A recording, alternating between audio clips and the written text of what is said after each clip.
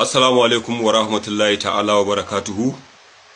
Wato jama'a akwai abu da ya faru da ni wanda har ga Allah nayi mamakin matuƙa, kuma irin haka yana faruwa da mutane. Ina mamaki, ban taba tunanin ni ma abin zai dawo kaina ba. Na ma rasa mata ina zan dauko muku maganar.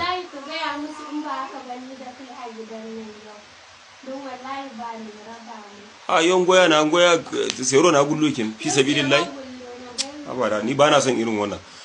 Jama'a, akwai bidiyo da nayi shekaran jiya zuwa jiya wanda nake cewa ina bawa mutane shawarwari a yi ƙaure mai mace ɗaya ya ƙara biyu, mai biyu ya ƙara uku, mai uku ya ƙara hudu.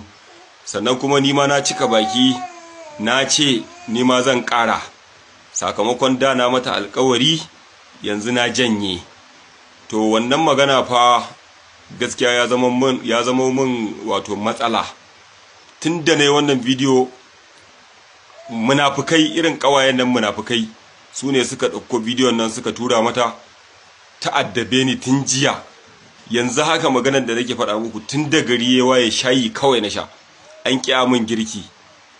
Kun gane ai, duk wani kyautatawa da kuka sani an ƙi min. An ma ce min ma wasu wulakancin ma ba yanzu ba tukunna.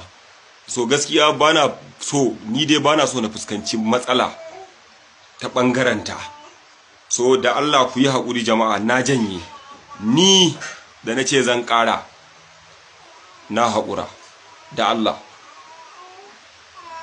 Da ina kuwa